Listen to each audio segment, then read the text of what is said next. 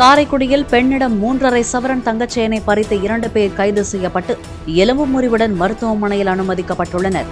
39 வயதான சுமித்ரா என்பவர் தமது பைக்கில் சென்று கொண்டிருந்த போது பின்னால் பைக்கில் வந்த இருவர் அவரிடமிருந்த தங்கச்சங்கிலியை பறித்து தப்பிச் சென்றனர். சுமித்ராவின் புகாரை பெற்ற காவல்துறையினர் மதுரையைச் சேர்ந்த வெங்கடேஷ், மணிகண்டன் ஆகிய 2 பேரை கைது செய்தனர்.